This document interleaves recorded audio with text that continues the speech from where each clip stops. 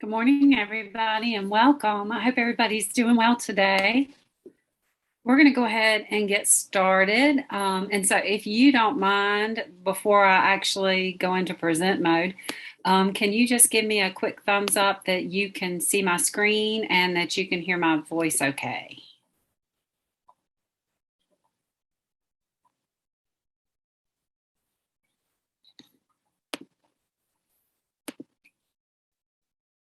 All right, thank you. Thank you for posting that in the chat. I appreciate that. All right, I'm going to go ahead and go into present mode just because there's some housekeeping details I want to take care of at the very beginning.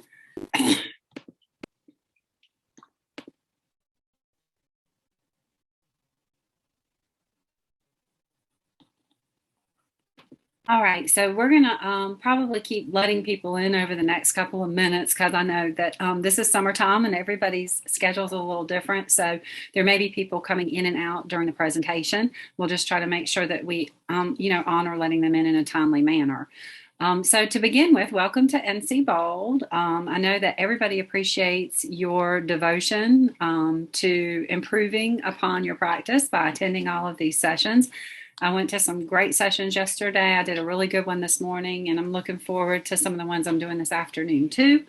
So if you're worried about getting credit because you're in some kind of renewal cycle, or you just need it for your own professional learning purposes, remember that to get credit, you're supposed to use the Performance Matters app or on some kind of other mobile device like an iPad or your phone.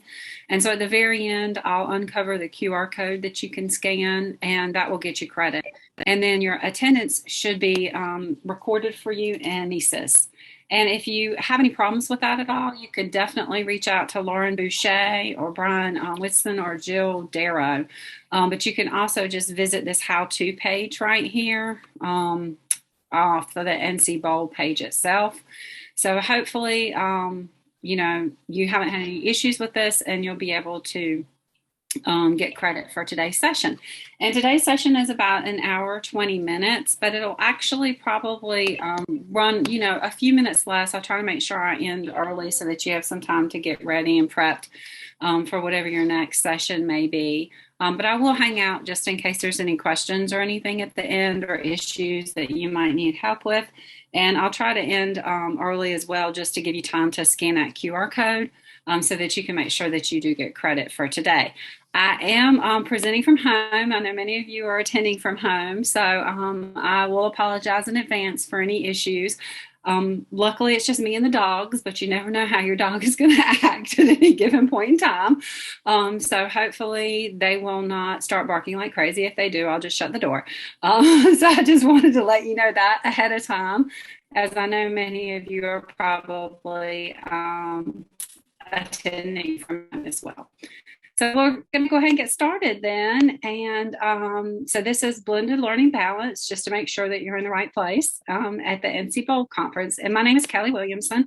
I was a middle school math teacher, high school math teacher for a little over 20 years in Pitt County. And then I moved into a digital learning coach position. And from there, I moved into the director of digital and blended learning.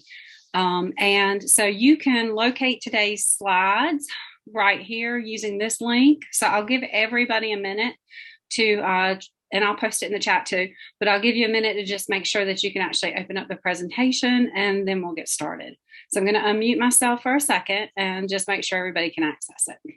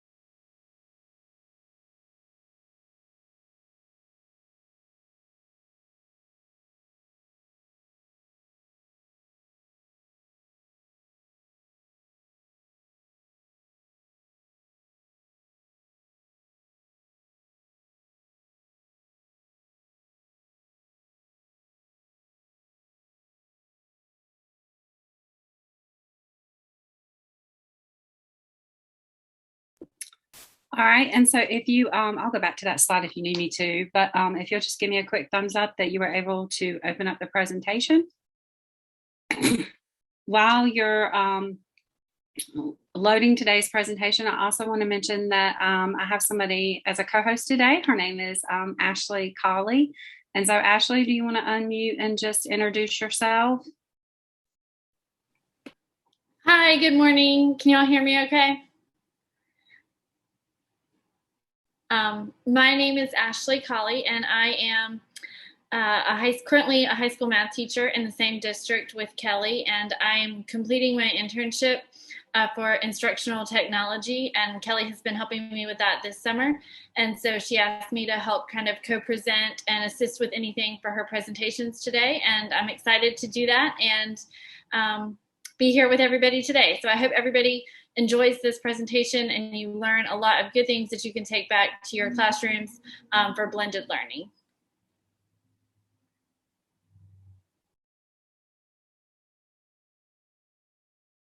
Thanks, Ashley. I really appreciate your assistance with this. I know y'all know how nice it is to have an extra pair of hands when you're presenting.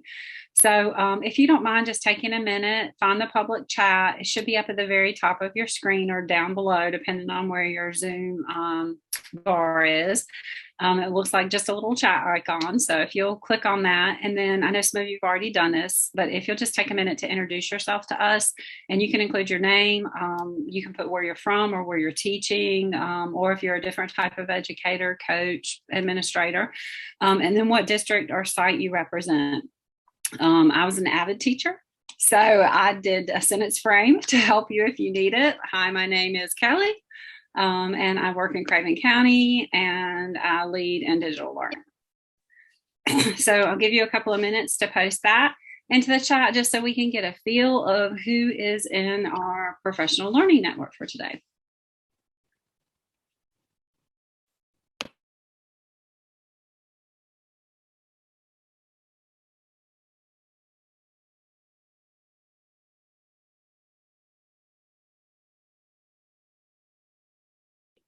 Oh, looks like we got somebody from nearby. We have somebody from Jacksonville. That's really close to Craven County, so that's exciting. Oh, we have somebody from Rethink Ed. I'm excited about that too. I attended that webinar last week. We were just talking about it yesterday. Let's see, we have Duplin County. That's pretty close to us too.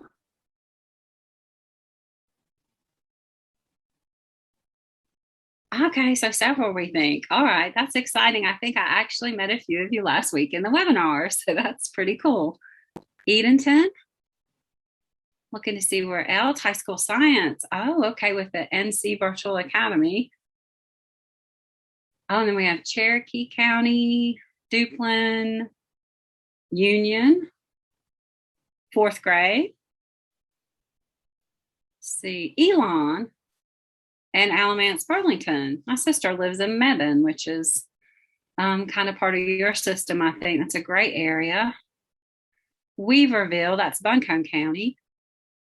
Let's see, Morganton? Personalized learning coordinator. All right, Eve. Well, I'm sure you may have a lot to add to this today then. So I'm excited that you're attending. And let's see, Michelle from Lenore, not Lenore County, but the town of Lenore. I know where that is too. It's beautiful country up there. I'm trying to see, did anybody else introduce themselves? I'm learning a lot from NC Bowl too. Just looking at the chat, I had a great day yesterday.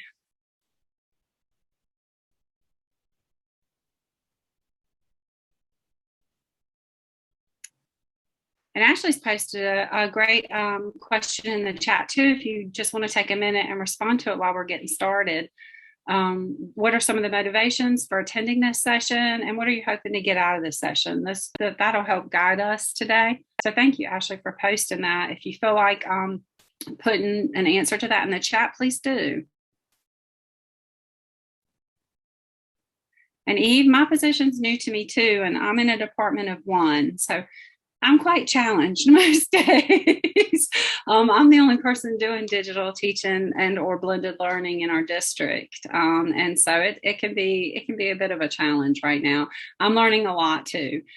So my presentation today is basically kind of a curation of different resources from some of the different things that our district does.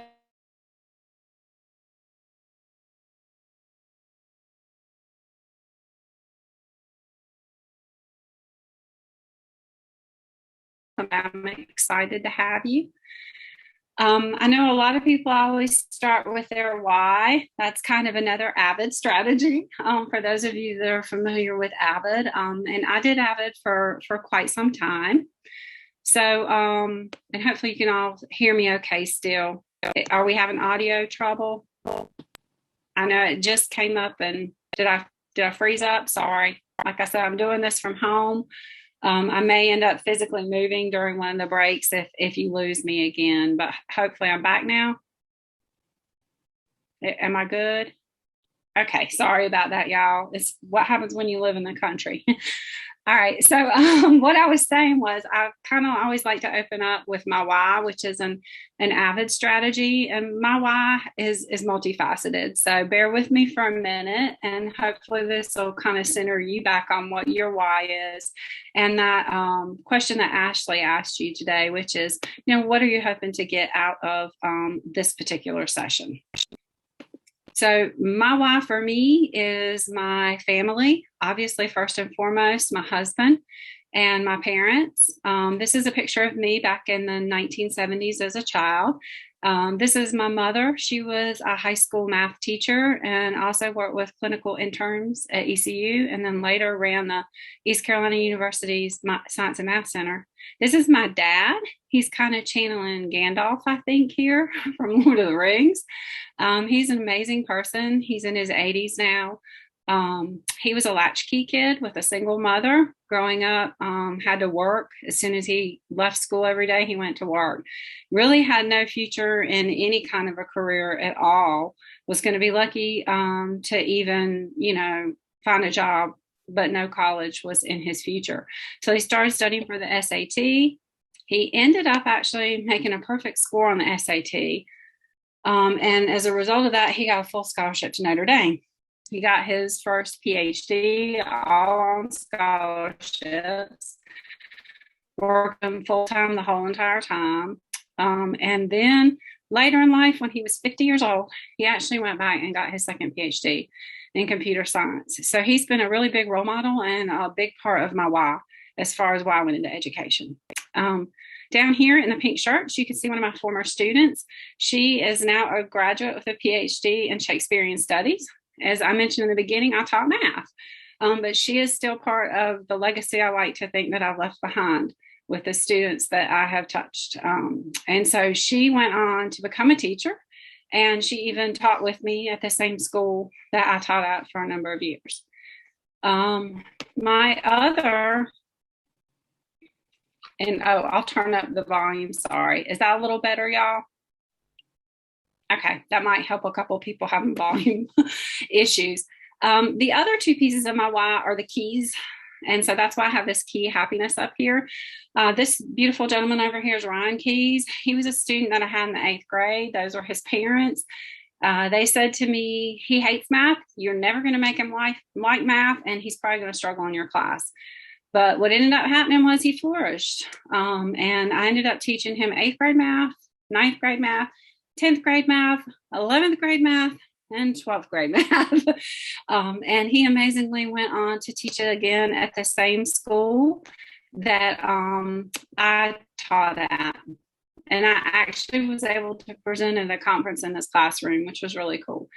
And like I said, his last name was Keys. I had another student, and his beautiful wife was my student as well.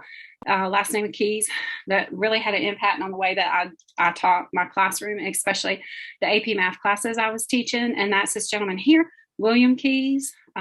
He was an avid student in the avid math program that I taught. He was in standard classes, had never really been pushed. I pushed him to do the honors, to finish taking APs. He got math credit for both calculus and statistics, and he went on to be a math teacher. And his beautiful wife here was also a student of mine, a product of the AVID program. And they got married, have a beautiful child. So this is part of the legacy I like to think that we all leave behind as educators. So this is just a glimpse into my life. So hopefully everybody's hearing me all right. One of the things they wanted to make sure we did at NC Bowl was point out the digital learning competencies that we would cover in the sessions. So obviously leadership, you're taking initiative with your own professional growth to inform your practice, and then digital content and instruction. Hopefully today you'll get some resources to help you design those technology enriched learning experiences. So I'm going to stop talking because I feel like I've talked long enough and give you a couple of minutes to click on the Padlet, and hopefully everybody will be able to open it up okay. So I'm going to give you about 3 minutes, and I'll just kind of run my little phone timer over here. If you'll click on this link and post in this Padlet, and I'm going to hit escape just so that I can go back to copying and pasting a link to the presentation for anybody that joined after we began.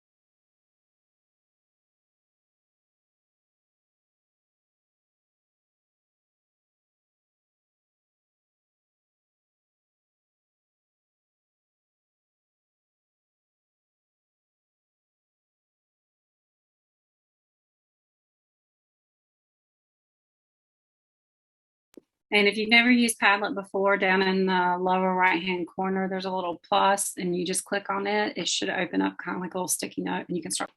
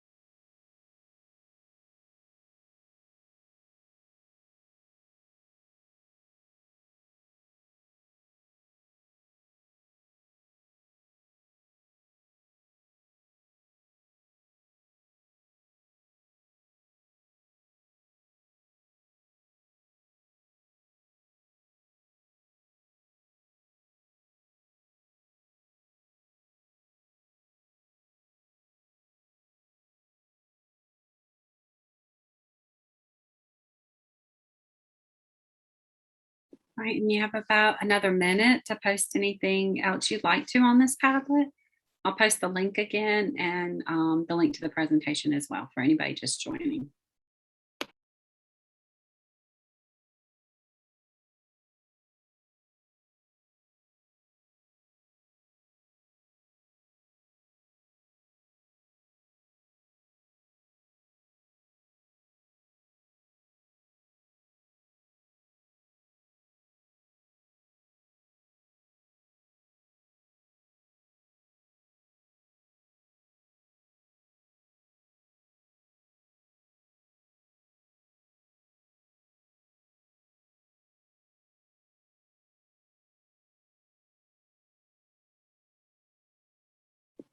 All right, so I'm actually going to call on some of you if you don't mind unmuting yourself and talking, just so I'm not the only one discussing this. Cynthia, would you like to kind of unmute yourself and just share a little bit about what those tactile experiences? Yeah, good morning.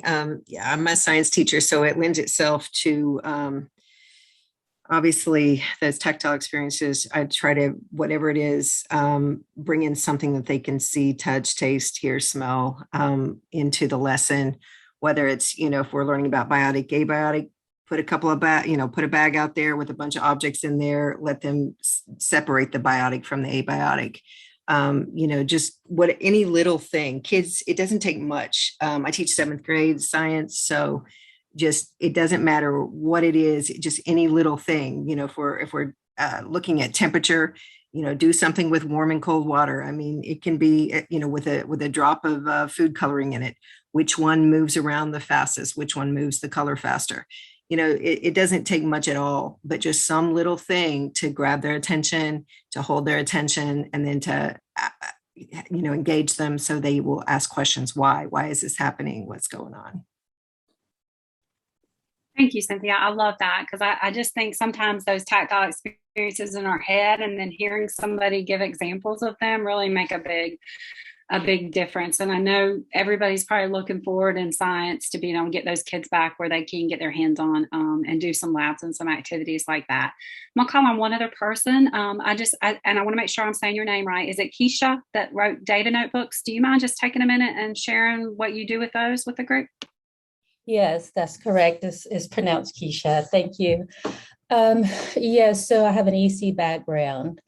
And so a lot of the work that I did was very much individualized and goal focused. And so just focusing on that student, their strengths, their needs, what is the data telling us? And also focusing on their strengths when it comes to giving a product.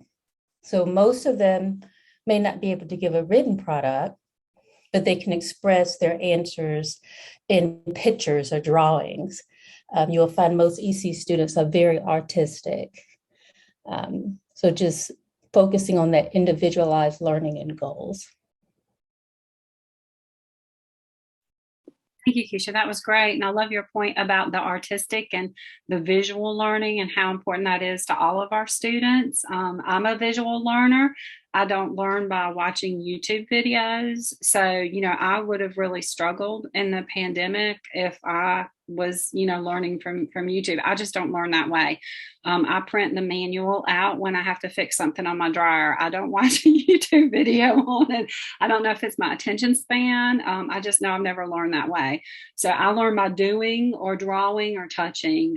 So I really thank you so much for pointing that out. Did anybody else want to add anything? I know I just called on 2 people, but if anybody else would like to kind of go a little further elaborating on what you put up here, you're welcome to. I'll give you a minute.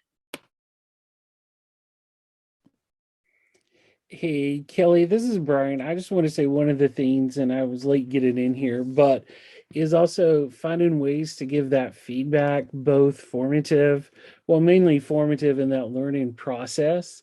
I've found that when we can do that, that really helps students along the way. And so finding ways to put that in there during their process of learning and really have the opportunity to see what they're thinking and helping them formulate, any changes they need to make. So I like to do that sometimes with just post-it notes or, even exit tickets as kind of, as older practice, but I've found that to be very successful. Thank you, Brian. Thank you for joining us. Yeah, the exit ticket's definitely a quick, easy way to kind of engage them and make sure that everything's kind of been wrapped up for the day before you send them, on their way to do whatever next task they may have in your classroom or life itself. So thank you for sharing that. Thank you all for sharing. What we'll do is go back to the presentation now. And if we have time at the end, we'll revisit the Padlet just to see. Thank you, Cynthia, for posting that. Feedback is crucial. Thank you so much. And please feel free to continue to use the chat to post ideas or ask questions. Ashley's been doing a great job of managing that. And Ashley, did you have anything you wanted to add before we moved on? I think everybody had some really good suggestions on that, and I really enjoyed reading everything that people were posting, and it's given me some good ideas for what to use in the future too. All right, thank you. So we're going to go ahead on with the presentation then. And one thing that struck me a lot is that easy button. We actually have one of those outside my office because I work in the Department of Curriculum and Instruction in my district. And one of the things that we realized was there really is no easy button. We really wanted one, you know, so we would walk by every day, look at it and be like, wow, if we could just press that, you know, all of our problems would be solved. And I think, you know, right when we went to remote learning, I realized there's no more easy for any of us, even if we've been teaching 20 years. We're going to change. And so one of my favorite sites, I actually heard it referenced in a couple of sessions yesterday, is the Cult of Pedagogy. I love this site. I don't always agree with everything they write. It's a blog. Sometimes I'm like, that wasn't really my experience. But one thing I take away from it is the opportunity to reflect on my practice. So even though I don't always agree, I always get something out of it. And, you know, that's what learning is anyway. So I just want to highlight a couple of the things as we all are moving away from that easy button, unfortunately. These are some things we're going to focus on in this session. We're going to focus a little bit more on hopefully that fewer live lectures when we talk a little dip into flipped learning. More universal design is going to kind of be the theme of this. Assessment, I think somebody already brought it up, more feedback, and not just feedback. We now need to look into feed forward. So we'll take, which is a scientific concept, but we're going to kind of take that and explore that today too.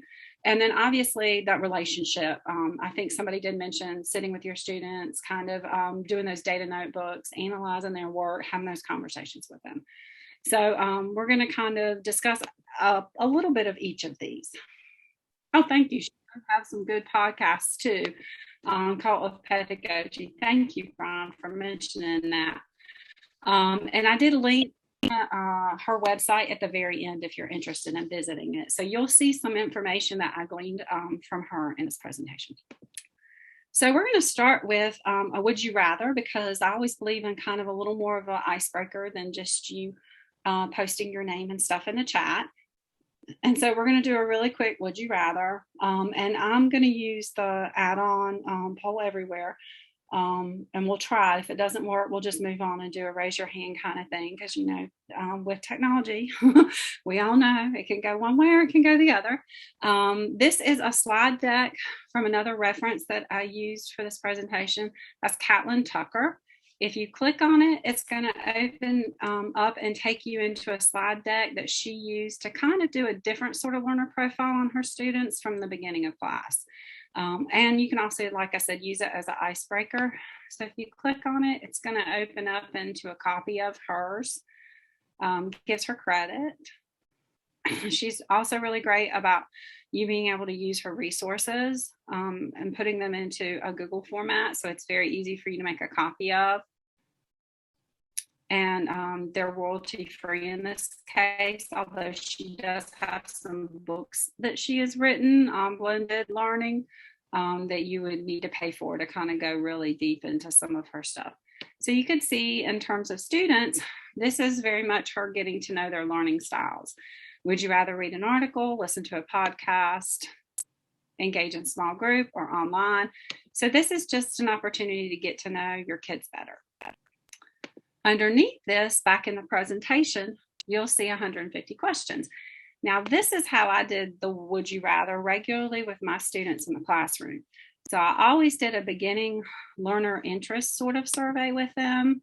But in addition to that, okay, Eve, I'll make sure that it actually is shared with everybody. Thank you for posting that. These are 250 best would you rather questions, like if you were going to do a game with your friends at night. And they start kind of down the middle of the page. I would do these every day with my students. It was kind of just part of the icebreaker. Sometimes I'd mix it up, but most of the time I tried to relate it to something we're going to talk about in class. So it should be pretty easy for you to find out of the 150, one for every day to do with your students. Now, some of them are a little bit more for adults. So if you teach the younger kids, you might need to adapt them a bit. But this was just a part of me getting to know my kids and relating the learning they were going to do that day back to the real world. So I'm going to hit the share button really quick on this while you're taking a look at that, just to make sure that my share loading is not just in Craven County Schools, because unfortunately it always defaults to that. So let me make sure everybody can see it. And then if you want to reload it, please feel free to do that. All right, so hopefully you'll be able to get a copy of this now. And please let me know if that happens with anything else. All right, so we are a Google Apps for Ed district here in Craven. And so we use Google Slides a lot, and Poll Everywhere is just a quick, easy way to insert in a survey.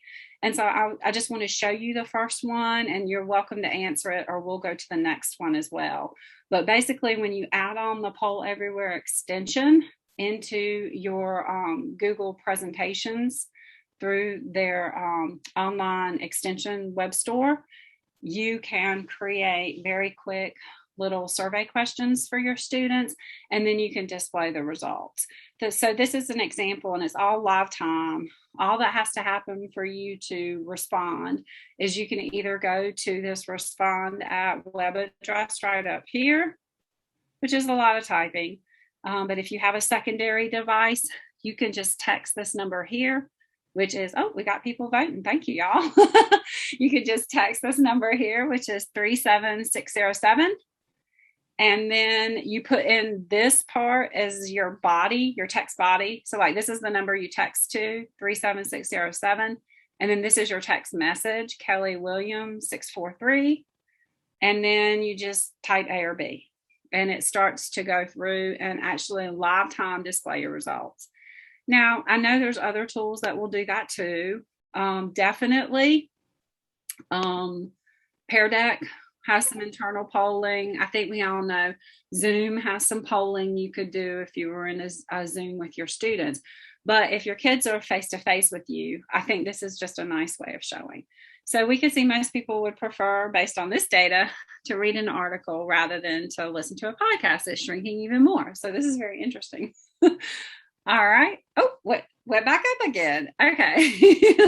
So thanks for voting. We're going to go to one more just to have a little bit of fun today. So I'm going to go on to the next slide. And you can see it does a little timer at the bottom too. It has a lot of nice features built in.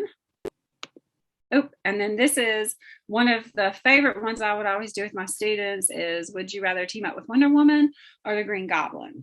Because, you know, the Green Goblin, he's not necessarily a good guy, but you kind of feel sorry for him in some ways. So Wonder Woman usually wins. I'll give everybody a minute to respond to this. And I'll just do a pulse check, make sure nobody has any questions in the chat.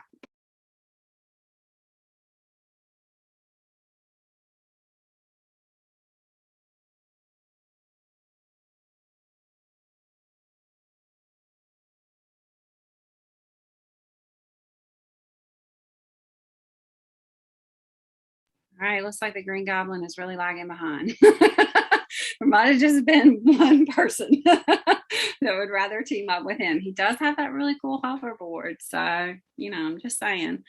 All right, we'll go to the next one, which I think is the last one we'll do together. It'll take a minute. I might have gone past it. Let me go back one. Sorry. All right, which is, would you rather swim in a pool full of Nutella or a pool full of maple syrup?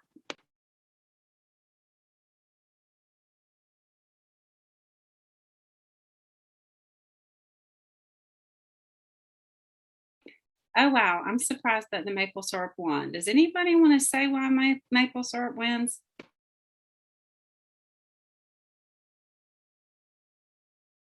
It's easier to get through.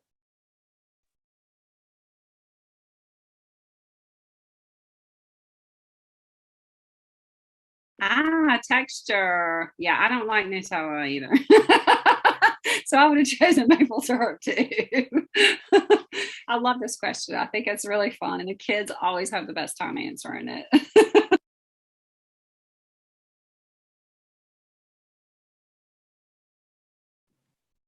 All right, so next I'm going to show you a video, and I'm going to apologize ahead of time.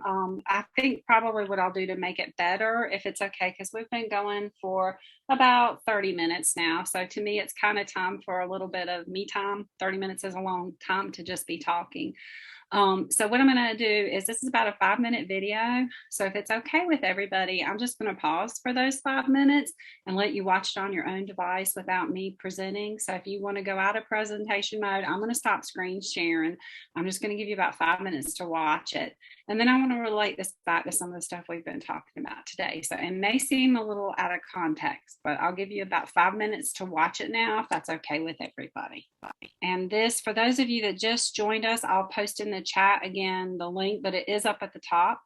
And I think this is slide 13. So if you just joined, if you'll go to slide 13, I'm going to give you 5 minutes. That way, actually, let's make it 6. That way you have a minute to get up and just kind of stretch after or before the video. So I'll see you back in about 6 minutes, everybody.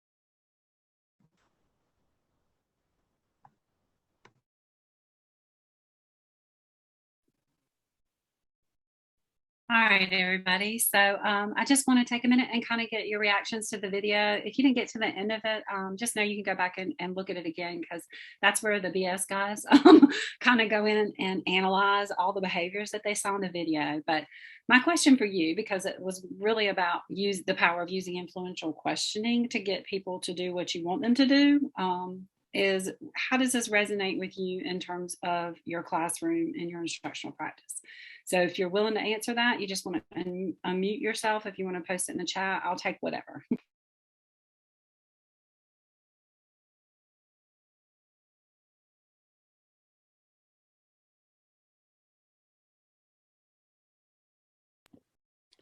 I think for me, it was interesting. It was novel to see, obviously, the little kid out there telling people they shouldn't smoke.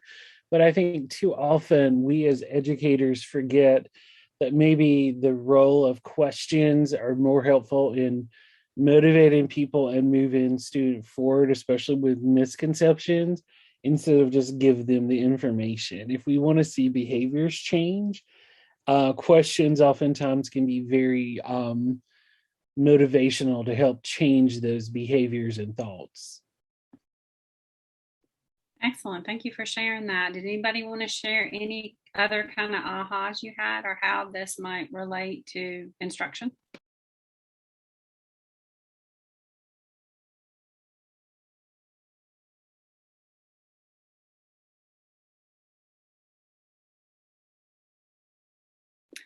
All right, that's fine. I understand. It's kind of a shocking topic to bring up, because I know a lot of people struggle with smoking. And I do think we have something in the chat there. The way we approach anyone can make all the difference. That's so true. Same with teaching. So thank you, Eve, for that. This is from the influencer. If you've ever participated in an influencer training, you might have heard of Crucial Conversations. That was a movement, I think, 10 years ago, and then lately it's been kind of resurfacing again. This was a very powerful training for me, and in the book that the company also has, because it talks a lot about how to lead in the business world, but almost everything is so relatable to what we do with kids in education. So they have a series of a few videos that you can watch on YouTube, but I did link to their website again in the resources if you're interested. A lot of it is based on goal setting, which is one of the things that we're going to look into a little deeper today.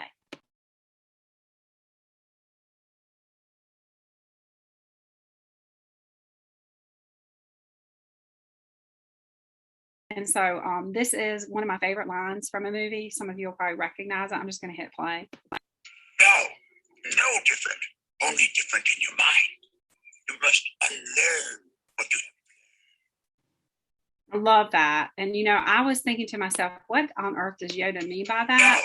And I think even, you know, so was probably Mark Hamill's character. He was probably also thinking, what do you mean unlearn what I've learned?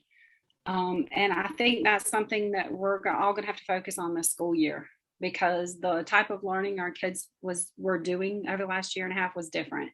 Some of it was all online. Some of it was a blend of face-to-face and online. Some kids got to come every day. Some kids didn't. So there's just going to be a lot of unlearning and a lot of probably relearning after that.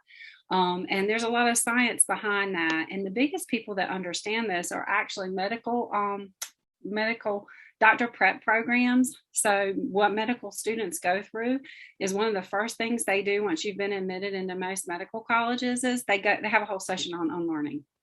So they're basically saying everything you've learned up to this point, you need to unlearn, and then we want you to relearn in a different way, because medical science is so different from traditional educational learning. So it's kind of based on three things.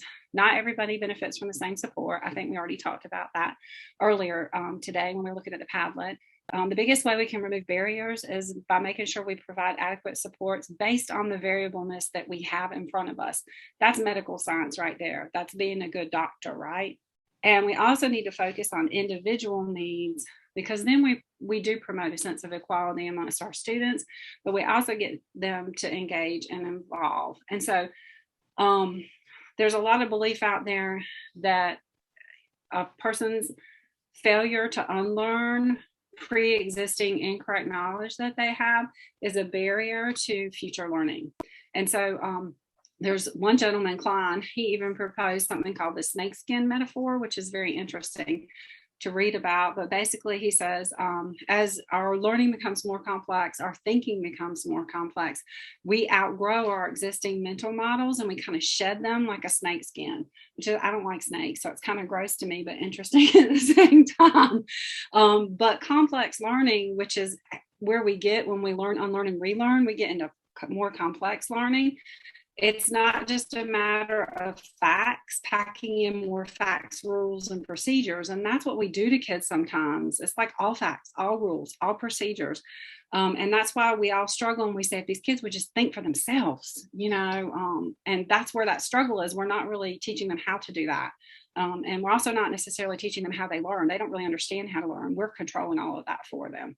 And unfortunately, when we control it all so much, we do make learning new material more difficult for them instead of easier. So there is a website at the end again that refers to the unlearning if you're interested in reading more about it. It's kind of more brain science than it is anything else. So, you might want to begin asking yourself as an educator, what are you going to unlearn today? I think that's a great question. It is a skill in itself, and it's necessary for us to change to the new environment in which we're teaching in. It's also based on universal design for learning. If you have your camera on, you want to give a thumbs up, or you want to post something in the chat. Again, we had a movement, I want to say it was close to 10 years ago, across the state where UDL was really being promoted. Everybody was being trained on it and what it meant. And it's based on brain science as well. So it takes into consideration all those networks that are firing off in our brain, the what of what we're learning. You can see how much of your brain that takes, the how of what we're learning, that's in this front part right here. And then what we're really trying to get kids to do is stay engaged and motivated, because what the pandemic did was the pandemic highlighted devices, right? And a million tools. A million different things like quizzes, Kahoot, Canvas, Google Classroom, Flipgrid. I mean, I could keep going on. Go Formative. I use one of them. Poll Everywhere. I'm using Google Slides. So all these different tools, all these different things out there on the internet, because you're at home and you're having to learn online. And so, what we have to make sure once we get the kids back in front of us is we're doing those effective networks. Like, why do you really want to learn this? Are you really challenged? Are you interested in this? Because that's where we see the biggest impact. So, if you were around 10 years ago when we talked a lot about UDL, you may want to go back and revisit again some of those resources. Our state has a bunch of really good stuff. It's also written in our teacher standards that we're designing our lessons with this in mind. It's the one we usually skip over. Like, we see where it says that and we're like, yeah, I do that. I'm moving on. Because maybe we don't necessarily remember what it's all about. But again, it's brain science. And I know it's hard to see, but there is a link to the original UDL website down there at the bottom of the image. Any questions or comments so far before we move on to the kind of wrap things up and kind of move on to the meat of today?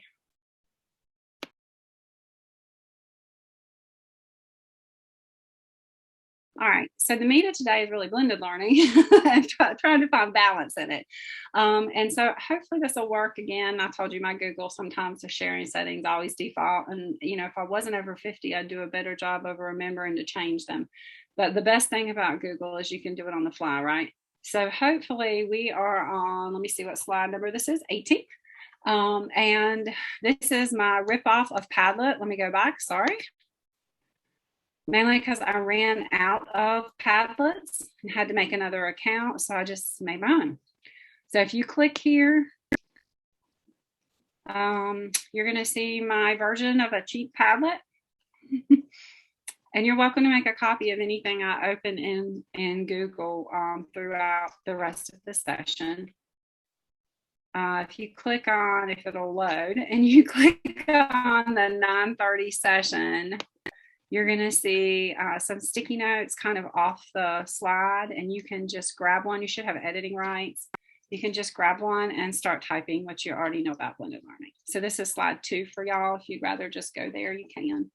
Hopefully the editing rights are right. I see y'all typing, and then you don't have to drag a text box down. You can just start typing in the box. So I'll give about 2 minutes for this real quick.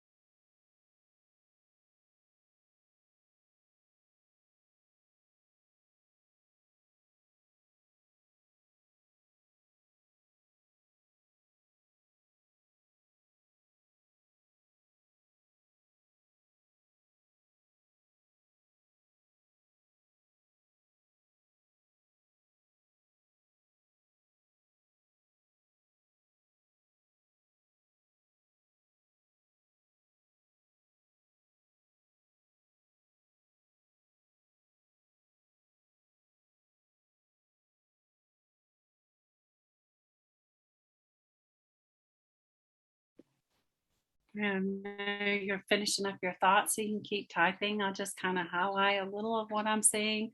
A lot of times when I do this activity with students, I go back and I affinitize the stickies, kind of put them into little groups of things, especially if this is an explore type of question for them, to make sure that I'm answering their questions at the end of the lesson. So I'm just kind of looking to see some of you, know a little bit about the state, or a lot about the stations, student choice, learning online and in school. A mix, a lot of, again, student choice and voice, station rotation, and then, just hoping to learn a little more in this session. And so, the session's an hour, and like I said, 15 minutes. I won't be able to go super deep into station rotation or flip, but I have a resource for you. You can always go back and look at on your own. We'll just kind of hit some of the highlights of that. And then from both of those, we'll focus more on the best practices, regardless of what model you decide to use. So hopefully we'll have time to kind of circle back to this. So thank you all. Does anybody want to add anything to what you put on your sticky?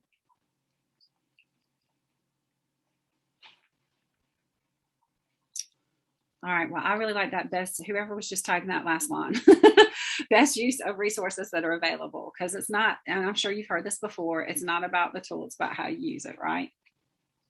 You can't use a wrench to put a nail in the wall. I mean, you may could if you were really mad, but it's a little overkill, and you're gonna have to turn it sideways to get the nail in the wall. It's a lot better to use a hammer, right? So it's all about thinking about the best tool for what you need to get done with your kids. All right, so blended learning, I think y'all did a great job of defining that. So I'm not really going to read this definition to you, because I think y'all defined it yourselves. Some of it is that student control over time, pace, and path, and some of it should take place in a supervised brick and mortar location, meaning a school. I like to think about blended learning as being a healthy back and forth, like online, offline, tool, hands-on. What do the kids need? What do I need? What are we going to work together on? So a lot like a good marriage. This is that couple from Ecuador. I don't know if you've seen them or not, but they broke the Guinness Book of World Records for being married the longest. The thing that stood out the most to me about them is neither one of their parents approved of their marriage. And yet they've been married, I think it'll be 80 years this September, right? So they've outlasted everybody that did not believe their marriage would work. It's pretty amazing. All right, so these are the different models of blended learning. I think some of you referred station rotation as being one you're familiar with. There are 4 models of rotation. One is where the kids go through in stations in small groups. The groups can be static or dynamic. You can always have the kids in the same group, or you can do some flexing there. This model is really popular at elementary. Color-coded models, there's a lot of great resources out there for that. Whole group rotation, I actually did this for a number of years because next to my mathematics classroom was a computer lab that was available for anybody to use. Sometimes it is called lab rotation. You see it a lot at colleges. So, we'd be together offline learning, and then we move into the lab online learning, and then we'd all move back into the classroom. So some of you that have had labs in your schools, you were probably doing a whole group rotation without even knowing it. Flip learning, that's probably one of the hardest to do as an instructor because you have to be very intentional in the content that you share with students. You can't just send them to YouTube videos for it to be effective. And that's where the time that is normally spent on traditional homework, the kids are actually doing the lower level thinking practices. And then when they come in front of you the next school day, you are doing some of the higher order Bloom's taxonomy or other skills. And we'll kind of briefly discuss both station rotation and flip learning in a few minutes.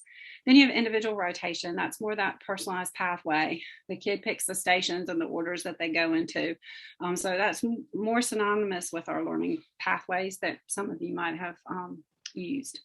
And then we have 3 other models that are a little tougher for a teacher to have control over, and they are the flex model. Some of our virtual academies do that. Some kids just come in and do all their classes online.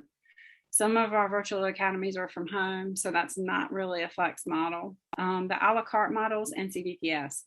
So, I need to go on campus for AP Calculus, but I can take Latin 4 through NCVPS at home.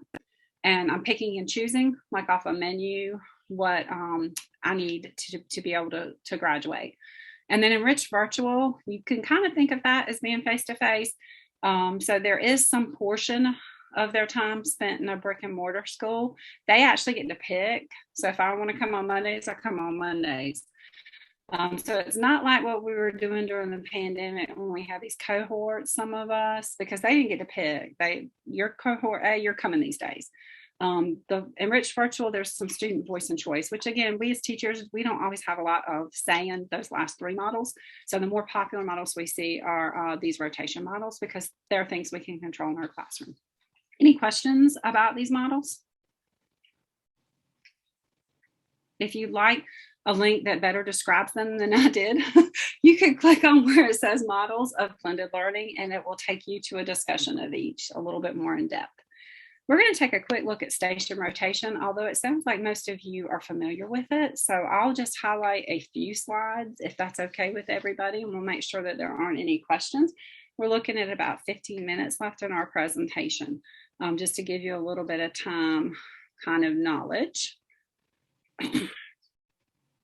So I apologize again for my internet loading a little bit slowly. I just want to point out in here, there are some ideas if you're considering doing station rotation that are visuals of what that might look like. And so I'm going to jump in this presentation to slide 13. So to start off, if you're considering designing a rotation station in your classroom, just start with 3 stations. Don't make it hard. You can repeat those stations. So I can have a teacher-led, 2 online, and 2 offline for my class, or a teacher-led 3 online, 3 offline, depending on the number of students I have in my class. The teacher-led is really a very important station. That's why we see this a lot being run very efficiently and effectively in elementary schools. And that teacher-led station, there's some important things that need to happen, which is you got to hook the kids because you're sitting with them in a small group. You need to model and explain, and then you need some time for a homework check or a check of some kind of formative assessment. I think that's probably the hardest station to compose. The online station is usually pretty easy because, like I said earlier, we have so many online programs we can use. We can just pull all kinds of stuff. So you can see there's an online program list here of different things you could do. If you got competency-based programs, that could take place there. There's some examples. And then the offline station is something we often forget. That's a real life challenge, a real life connection. That's the STEM, could be the PDL, could be they're using an iPad. They're just not going online with it. They're creating something like totally offline, like a video or a presentation. So that station's all about creation. And so this particular presentation has a lot of resources and examples that can kind of take you through. At the very end, it also has some templates if you're interested in planning. So I'll just kind of quickly show you some of those different templates at the very end of it. You can use if you're considering station rotation. Some of these are planning templates. Any questions about station rotation? Hopefully I didn't freeze again. Any comments from anybody that has had some success with it?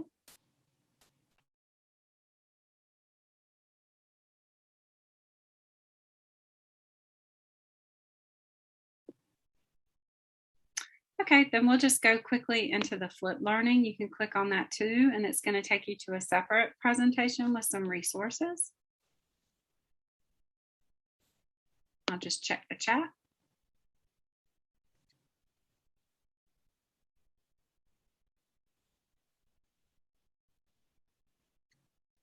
I do want to mention one of the things that the teachers in my district struggled with the station rotation was, do I do stations every day? You know, that's a lot, you know, and how do I plan them? We really encourage them to plan them for a unit or a week. And also every day have some teacher time, some whole class teacher-led time. Whether that was revisiting what was going on at the stations, introducing something, or doing an activity. So no, it doesn't mean like every single day they're doing nothing but going through stations. So I think there's a little misnomer in the name of it that you think, well, where do I give my input? Is it only at the teacher-led table? Is that the only time I get them all together? No. You know, and if you look at the end of the presentation, some of the templates kind of show you how you could make that work. So there's still a lot of whole group time, especially with the littles when it's their first time going through stations. There's going to be a lot of training about behaviors. So I'm just going to jump to slide 7 in this too for time's sake, which is the premise behind a flipped classroom. I did the flip model for about 5 years. I learned a lot. I was miserable at it the first year I did it. I didn't realize that until maybe year 5. I was like, gosh, I was awful at that. I just sent them home to watch videos somebody else made, you know, and then they'd come back to class the next day and they'd be like, I don't understand anything. And I couldn't get it. I felt like I was beating my head up against the wall. And luckily I had a team of people, you know, working with me. And we said, well, maybe we should make the videos because they're not getting out of it what we want them to get. And then we had to even take that a step further and say, maybe they should take notes while they're watching the videos. So we learned a lot. We went to the original flipped classroom workshop at a conference, and we thought we knew what we were doing, but this it takes a lot of work, I'll be honest with you, and it's not something we naturally do. We have to really think backwards design from what we normally think. But the whole idea behind it is that, you know, outside of class and the flip model, our students are just doing these level skills, just remembering and understanding stuff. That's all. As far as the higher level skills, they're doing those skills in front of us so that we can have those scaffolds and supports for them like they need. And thank you, Brian. Yes, and being intentional and focused is the key to both. I really think so. So thanks for adding that. So this will just kind of go through a little bit of it. I just want to highlight there's 3 parts to it. Just like there were 3 primary stations you set up in the station rotation. I like the number 3 because it's not too big, not too small. So there's a pre-video part, and that is you setting that up. That's again like a hook.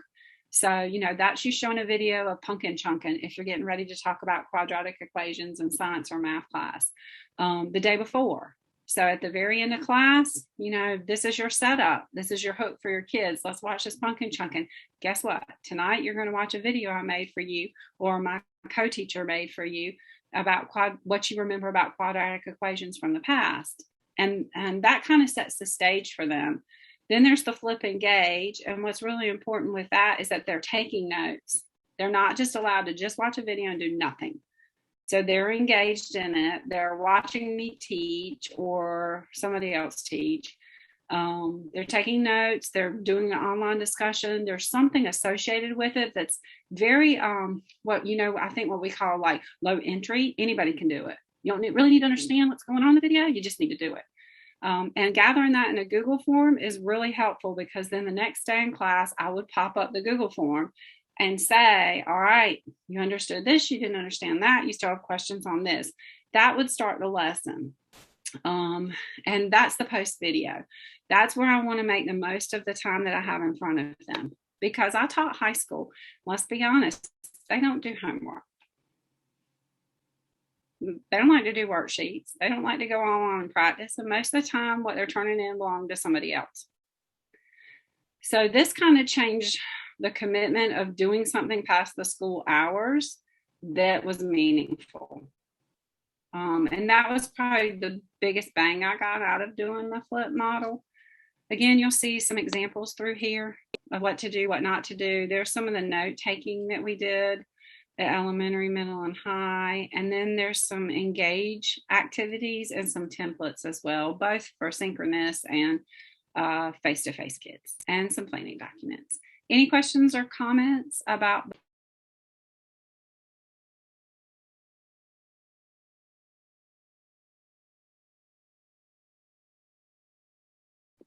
Okay, well, I think it goes without saying that both of those models are dependent on your standards. So everything, I didn't specifically say that, but definitely everything is very standard based here. That's what drives. It's just more about you moving from the sage on the stage to what we always like to call ourselves the guide on the side. All right, so this is some best practices then based on what we kind of just talked about together in blended learning. And just for time's sake, I'm going to skip this. You're welcome to pull it up and look at it on your own. It's more for instructors, and it's more speaking to equality for your students. And I want to kind of end with what student-centered blended learning kind of needs to focus on, regardless of the model that you choose. So there's a little short here, what yoga feels like. I'll wait and show that at the very end, if that's okay with everybody, just for time's sake.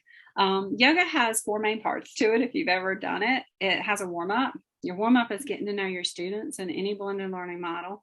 It has a standing pose. That was one of my favorite poses, like tree pose. You get to just stand there. I love that.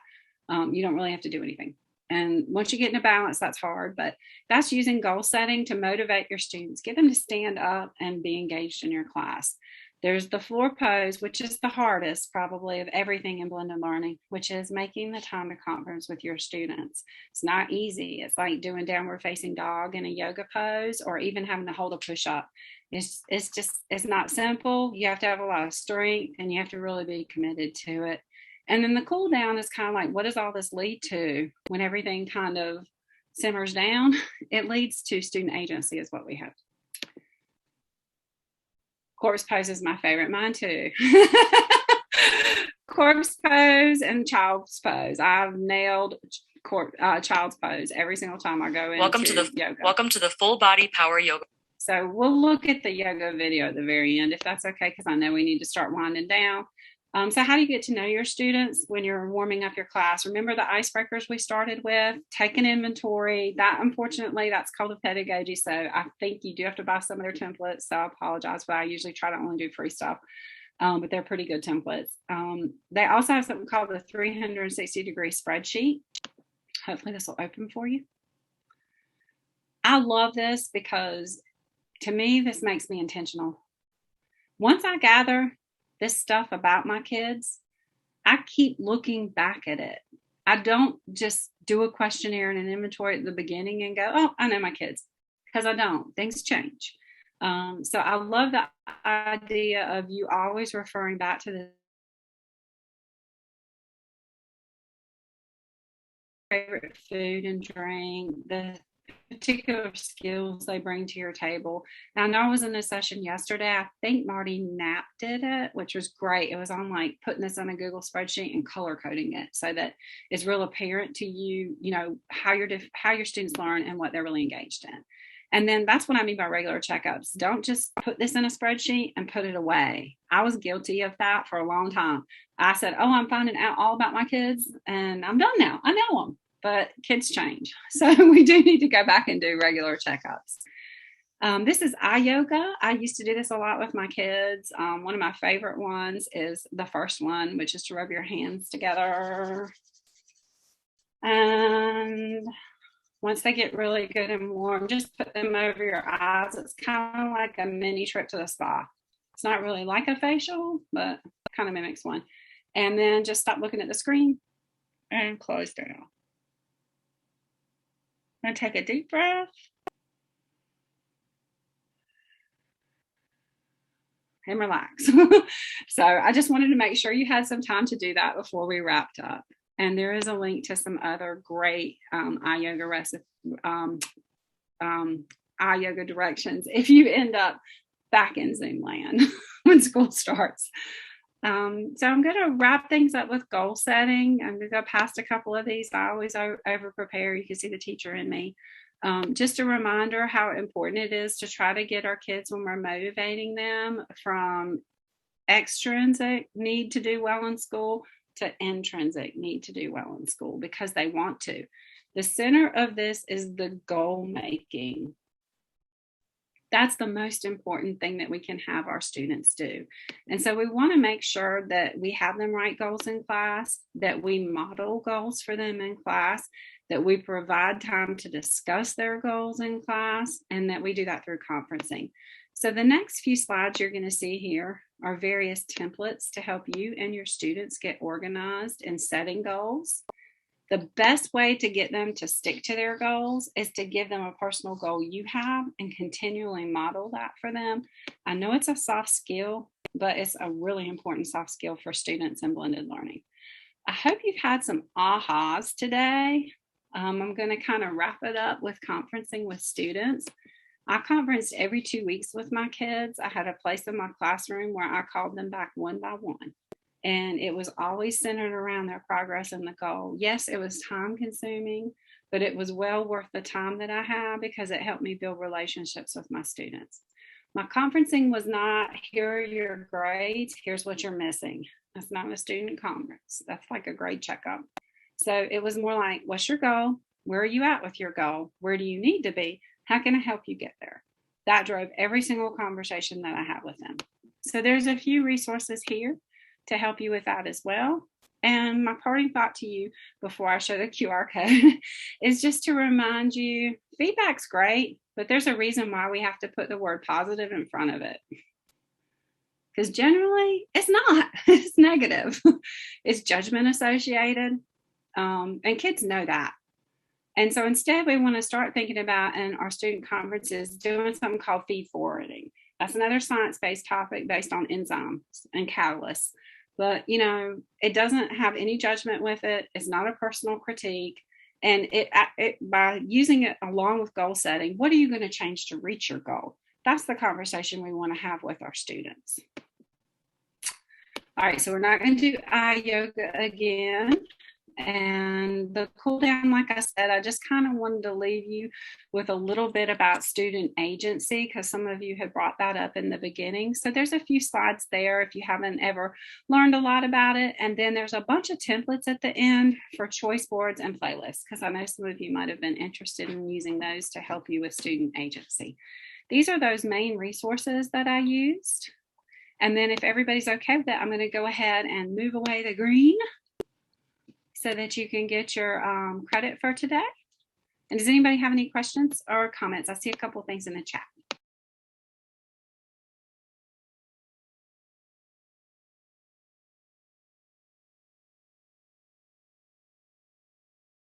All right, well, we have about 4 minutes, so I'll hang out, you know, for the next 4 minutes or so, but hopefully you're able to scan the code and get credit. If not, remember there is the alternate attendance form at bit.ly/NCBold at. All the resources I'll just leave wide open, but please feel free to contact me if you have trouble accessing any of them. And thank you for coming today. I hope you enjoy the rest of your time at NC Bold. I appreciate your attention and time, and I hope you all have a wonderful school year. Thank you for everything that you do for our students.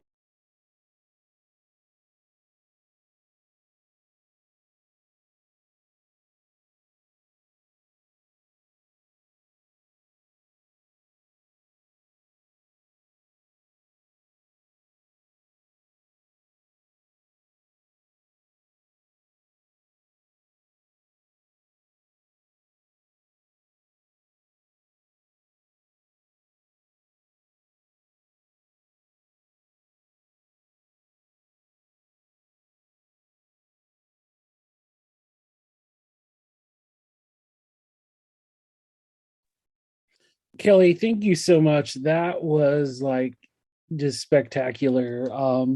With your resources, the way you explained. Oh, I love it. There's your congratulatory All kiss. right.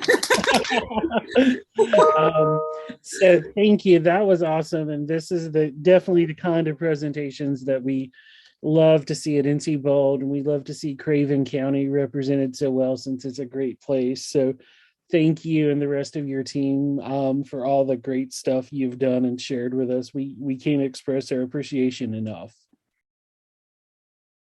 Thank you, Brian. That's so sweet. I really enjoyed, and I've been to so many really good sessions. So I'm trying to fit them all in between.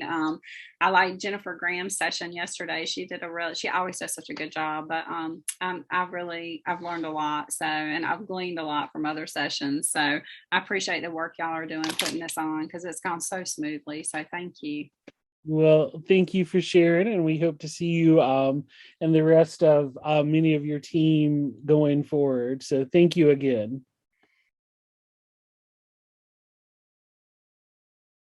Yes, I got to give my shout out to Ashley Colley. So thank you so much, Ashley. I hope you're still here for helping, and I hope you make some connections for your ITF role. And thanks for coming. I appreciate all your help.